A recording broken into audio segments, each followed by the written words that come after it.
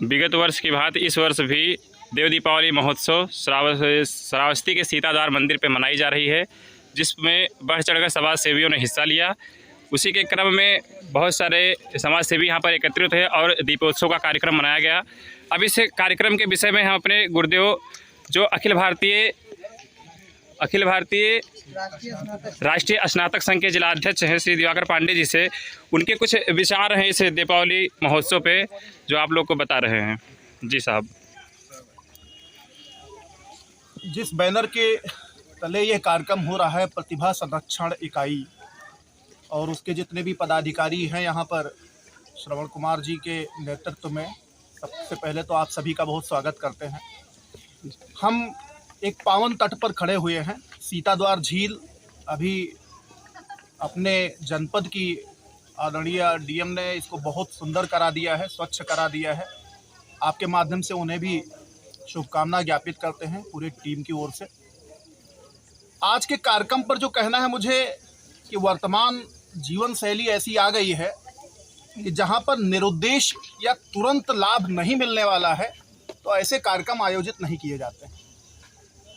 प्रतिभा संरक्षण इकाई ने ये फैसला किया है कि हमारे लिए जल, जंगल, जमीन ये सब देवता हैं, और यदि इन्हें हम देवता मानते हैं तो इनके संरक्षण के लिए हमारा प्रयास कहाँ हो रहा है। यदि हम पावन झील के तट पर दीप जला रहे हैं, गंदगी नहीं कर रहे हैं, तो प्रतिभा संरक्षण इकाई के माध्यम से ये संदेश जा रहा है कि बाकी लोगों को भी ये करना चाहिए कि यहाँ पर दीप जलाए जाएं, इसकी स्वच्छता पर ध्यान दिया जाए। और दीप तो वैसे ही ऊर्ध्व चेतना का प्रतीक है। दीप से दीप जलाते चलो, प्यार की गंगा बहाते चलो। ये दीप ऐसे जलते रहेंगे। एक एक दीप एक एक युवा को समर्पित है कि आप ऐसे ऊर्ध्वगामी बनो, ऐसे पर्यावरण के प्रति सकारात्मक रुख रखो।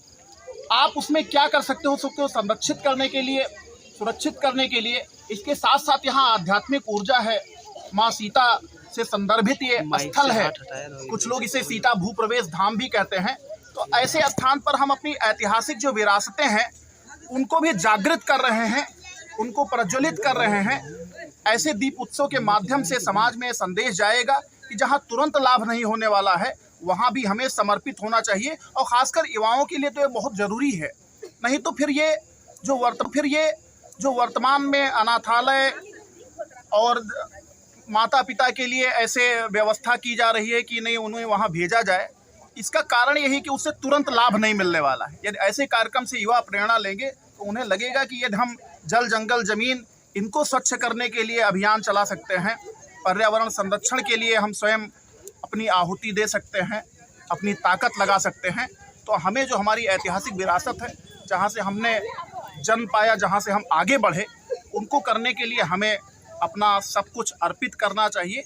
और एक प्रकार से निस्वार्थ भाव से भी काम करने के लिए सीखना चाहिए।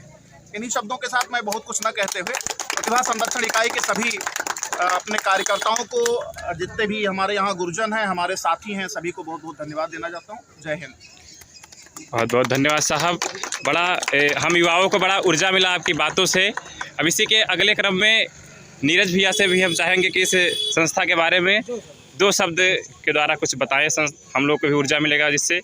प्रतिभा संरक्षण इकाई की जो श्रावस्ती की टीम है, भाई श्रवण कुमार सहायक जी के नेतृत्व में बहुत बढ़िया काम कर रही है, और उन्हीं कामों में से एक सीताद्वार झील के इस तट पर जो 2100 दीप प्रज्वलन का कार्य किया जा रहा है, ये अति सराहनीय है।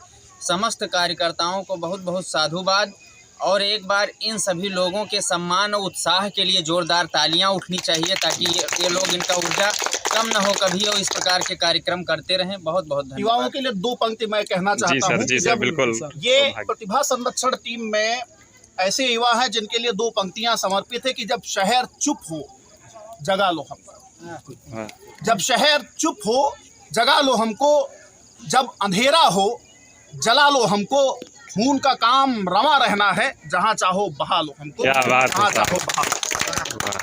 वाह।